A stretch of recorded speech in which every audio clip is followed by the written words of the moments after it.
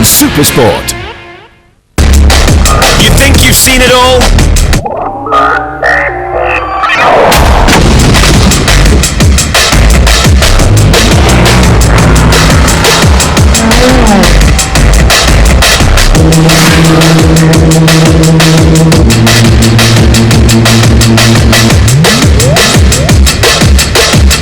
We take you closer.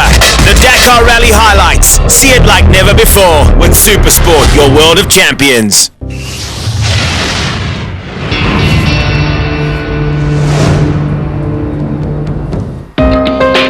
In downtown Buenos Aires, the Dakar caravan has assembled for the annual thrash over the world's most difficult terrain. But only after a massive 3-day show has been put on for the fans who have come from all over the world. Japanese, Australians, South Africans, Brits, everybody is here to see what really is a truly breathtaking event. Even if motorsport is not your number one love, you just have to see this to get some idea of how big the Dakar really is. Watch out! Onto the motorcycles. KTM are once more going to be the bike to beat this year. The Austrian brand are looking to equal Yamaha's record total tally of 9 victories this season. But there are big changes afoot in the world of Rally Raid. This is the last year of the big bikes. 450cc is the way forward for the Dakar. This is the final year of the over 450cc bikes, them having to install an air restrictor in order to regulate their top speeds. We have decided to restrict the power of the big bikes by restricting the air into the engine. With the restrictor, it will give them less power to the rear wheel. It's less power, but it reduces the gap between the big bikes and the 450s. We'll check this restrictor every day throughout the event to make sure it's always at the same diameter.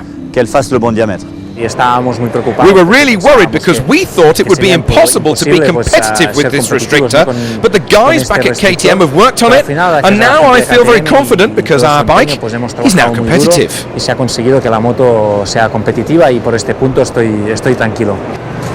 New rules and new manufacturers. And a mark that is really new is Sherco, David Castello.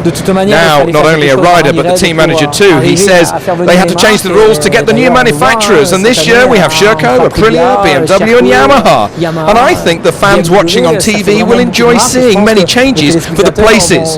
Next year, it'll be 450cc for everybody. So the future is 450.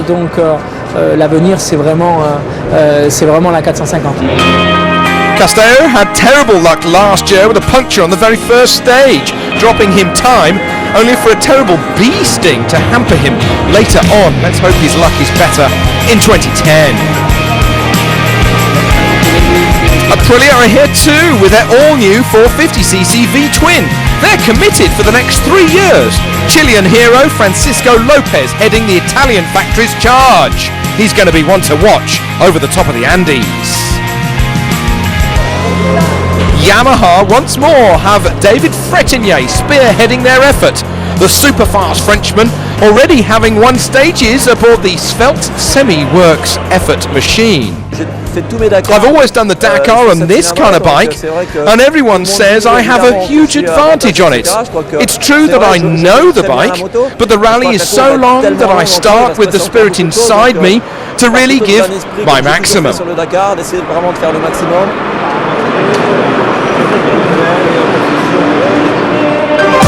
Olivier Pan is on a similar Yamaha 450 that originally had two-wheel drive, but it was eventually considered not worth the trouble. He's going to be another youngster coming up.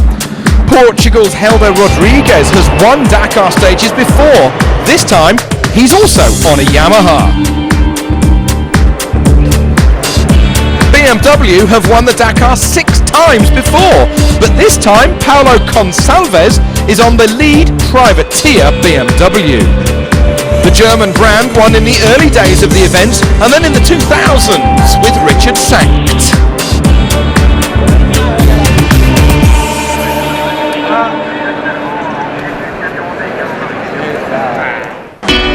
But the main man that they all want to beat is Mark Coma, the 2009 Dakar winner.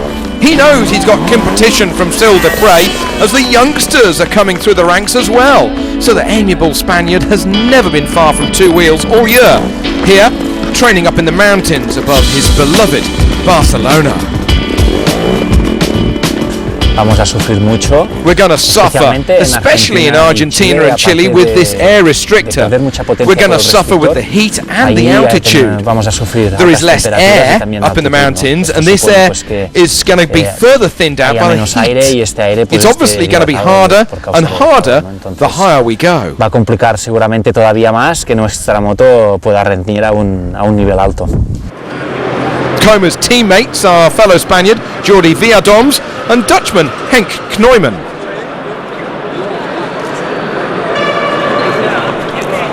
Cyril Desprez comes to this year's Dakar as the 2009 Rally Raid World Cup champion. He's absolutely on the crest of a wave. The Frenchman is a two-time winner of the event, but this year he's switching from Pirelli to Michelin tyres. An interesting move. Desprez telling us that it's going to be the air restrictor that will obviously restrict the air going into the engine, but it won't restrict the experience of the rider, nor the time that I've spent training, nor the navigational experience that I've got. Finally, it's obviously part of the game that it has never been the fastest rider who has won the Dakar, but the rider who has managed the event with the least problems. That's going to be the key. Ruben Faria is going to be Desprez's teammate this year.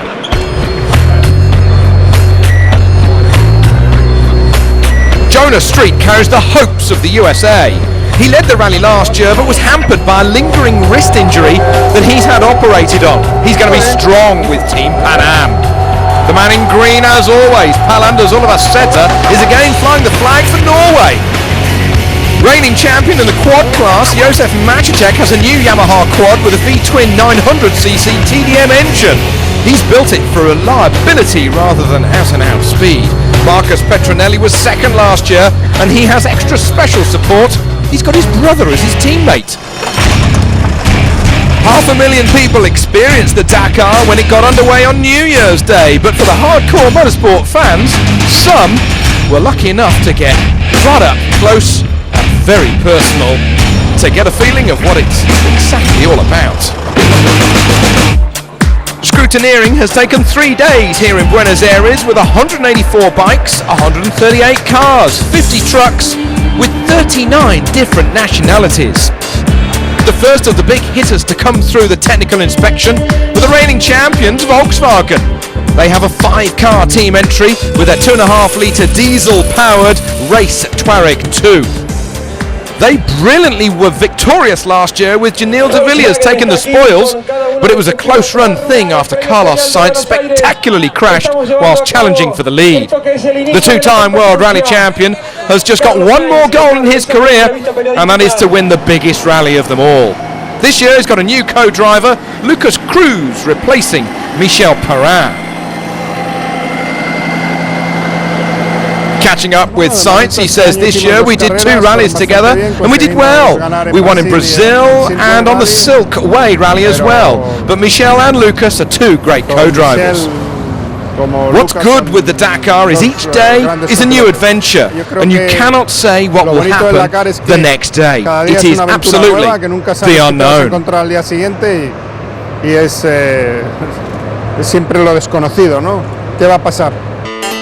De Villiers feels a little less pressure this year now that he has the winning monkey off his back after 7 tries at it. It was worth it though. The adulation when he returned back home to South Africa was overwhelming. Well, it was crazy, you know. When I got back home, it was basically 2 weeks non-stop, you know, going flat out, doing press conferences and interviews and stuff like that. But it was great, you know. It's the first time, obviously, that a South African won it, an African won it. So, you know, it was a big moment for us down in South Africa. Thoroughly enjoyed it. And this year we've got the 2010 World Cup, so it's another big event happening this year. So it's great. It's great for the country, and it's good that there's a lot of hype down there. American Mark Miller was oh so close to taking the victory for the US of A last year. The Baja 1000 specialist dearly wants 2010 to get off on the right foot. After the preparation this year, I spent a lot of time working, so now it's a little bit like vacation for me. I'm finally here to do the job and really happy and relaxed and looking forward to a few weeks in the desert. Nasser Al-Attiyah joins the Volkswagen ranks from BMW. He led the rally outright last year and he's probably the driver with the most sheer speed on the whole event. BMW have 4 cars, with the 2 top drivers joining from Mitsubishi. Spaniard and former winner Nani Roma have been part of a big push by the squad to improve and streamline the X3 towards the top of the tables. Roma says, we've tested a lot and tried many different things for the car. I've tried to adapt the car to my driving. We've worked on the suspension, the differential, everything we could to improve, and I think we've done a fantastic job. We had some fights with our rivals in the past.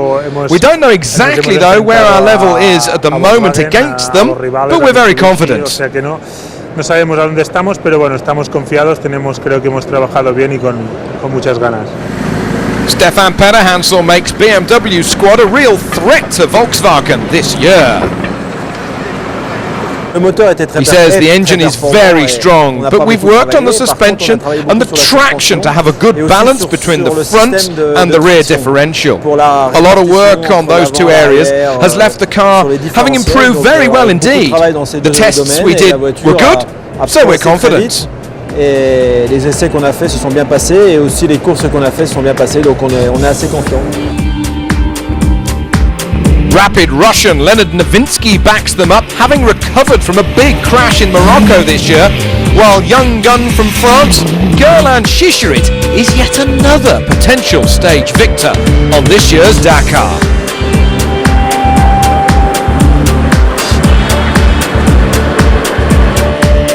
Robbie Gordon is the Thunder from California.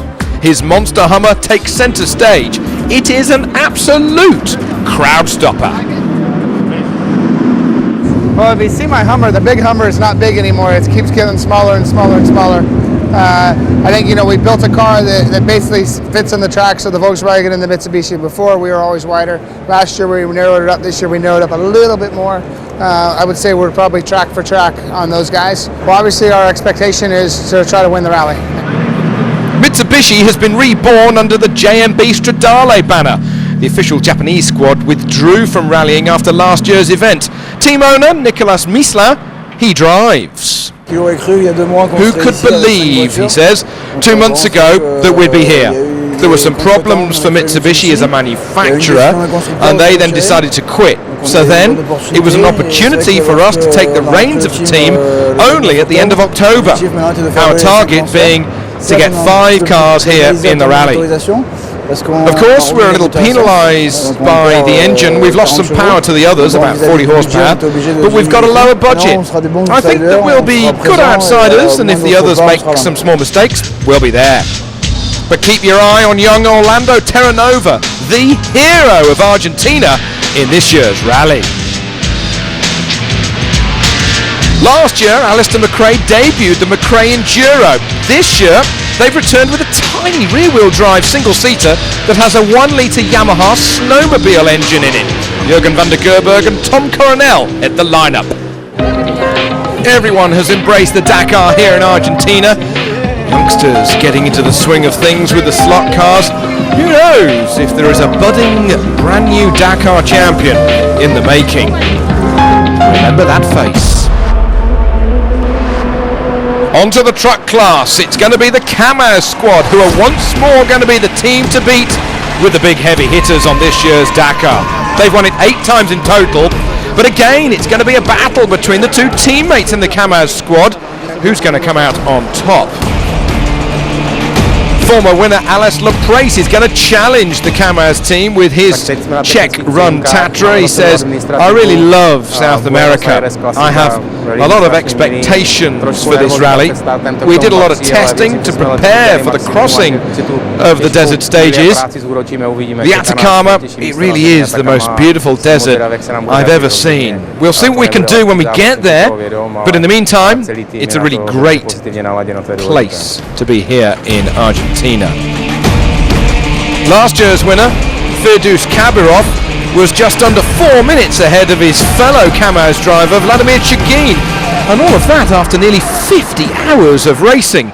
It was close stuff last year with the big 12-ton monsters of the desert. Only 2 non-Eastern European marks have won the Dakar in the truck class since 1994, so it's again going to be a close run thing. Don't count out the Hino squad from Japan. The Sugawara father and son team, they ran into some technical problems. They had too many shock absorbers in. They weren't allowed 3, they were only allowed 2, so they made some last minute adjustments. Sugawara making once more another record Dakar start in 2010. Love them or loathe them, you cannot but admire the trucks on the Dakar. They are unbelievable.